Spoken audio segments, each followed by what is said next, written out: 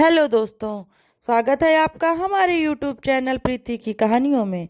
दोस्तों, बनगिरी के घने जंगल में एक उन्मुक्त हाथी ने भारी उत्पात मचा रखा था। वह अपनी ताकत के नशे में चूर होने के कारण किसी को कुछ नहीं समझता था। बनगिरी में ही एक पेड़ पर एक चिड़िया व चिड़े का छोटा सा सुखी संसार था।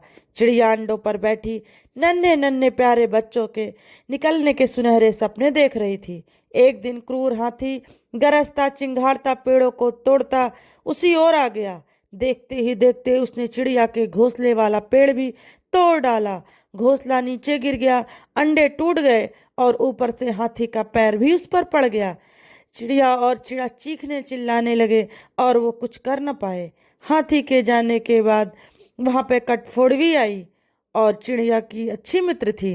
कटफोड़वी ने पूछा तो चिड़िया ने अपनी सारी कहानी बताई। कटफोड़वी बोली, इस प्रकार गम में डूबे रहने से कुछ नहीं होगा, उस हाथी को सबक सिखाना ही पड़ेगा। चिड़िया ने निराशा दिखाई। हम छोटे मोटे जीव उस बलशाली हाथी से कैसे टक्कर ले सकते हैं। कटफोड़वी ने समझाया, एक और एक मिलकर 11 बनते हैं। हम अपनी शक्तियां जोड़ेंगे। मेरा एक मित्र है भंवरा, हमें उससे सलाह लेनी चाहिए। चिड़िया और कटफोड़वी भंवरे से मिले। भंवरा गुनगुनाया, यह तो बहुत बुरा हुआ। मेरा एक मेढक मित्र है, आओ उससे सहायता मांगे। अब तीनों उस सरोवर के किनारे पहुंचे जहां वह मेढक रहता था। भंवरे ने सारी समस्या बताई। मेढक भर्राए स्वर में बोला, आप लोग धैर्य से जरा यहीं मेरी प्रतीक्षा करें, मैं गहरे पानी में बैठकर सोचता हूँ। ऐसा कहकर मेढक जल में कूद गया।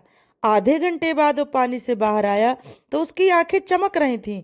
वह बोला, दोस्तों, उस हत्यारे हाथी को नष्ट करने की मेरे दिमाग में एक बड़ी अच्छी योजना आई है। उसने सभी का योगदान होगा। मेढक ने जैसे ही अपनी योजना बताई, सब खुशी से उछल पड़े। योजना सचमुच ही अद्भुत थी। मेढक ने दोबारा बारी बारी सबको अपना रोल समझाया। कुछ ही दूर वह उन्मत्त हाथी तोड़फोड़ मचाकर वह पेट भरकर कपोलों वाली शाखाएं खाकर मस्ती से खड़ा झूम रहा था। पहला काम भंवरे का था। वह हाथी के कानों के पास जाकर मधुर राग गूंजने लगा। राग सुनकर हाथी मस्त होकर आंखें मूंद कर झूमने लगा। तभी कटफोड़वे ने अपना काम कर दिया। वह आई और अपनी सुई जैसी नुकीली चोंच से उसने तेजी से हाथी के दोनों आंखें बीध डाली। हाथी की आंखें फूट गई। वह तड़पता हुआ अंधा होकर इधर उधर भागने लगा। जैसे जैसे समय बीतता जा रहा था, हाथी का क्रोध बढ़ता जा रहा था। आंखों से नजर न आने के कारण ठोकरों और टक्कर से उसकी शरीर जख्मी होता जा रहा था। जख्म उसे और चिल्लाने पर मजबूर कर रहे थे। चिड़िया कृतज्ञ स्वर में मेढक से बोली, भैया, मैं आजीवन तुम्हारी आभारी रहूंगी, तुमने मेरी इतनी सहायता कर दी। मेढक ने कहा, आभार मानने की जरूरत नहीं, मित्र ही मित्रों के काम आते हैं। मेढक ने कहा, एक तो आंखों में जलन और ऊपर से चिल्लाते चिंघाड़ते हाथी का गला सूख गया। उसे तेज प्यास लगी। अब उसे एक ही चीज की तलाश थी, पानी। मेढक ने अपने बहुत से बंधु बांधवों को इकट्ठा किया और उन्हें ले जाकर दूर बहुत बड़े गड्ढे के किनारे बैठकर टर्राने के लिए कहा।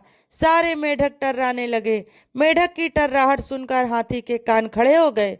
वह यह जानता था कि मेढक जल स्रोत के निकट ही वास करते हैं। वह उसी दिशा में चल पड़ा। टर्राहट और तेज होती जा रही थी। प्यासा हाथी और तेज भागने लगा। जैसे ही हाथी गड्ढे के निकट पहुंचा, मेढकों ने पूरा जोर लगाकर टर्राना शुरू किया। हाथी आगे बढ़ा और विशाल पत्थर की तरह गड्ढे में गिर पड़ा। वहां उसके प्राण पखेरु उड़ते देर न लगे। इस प्रकार उस अहंकार में डूबे हाथी का अंत हो गया। दोस्तों, इसमें सीख मिलती है कि अहंकारी का देर या सवेर अंत होता ही है।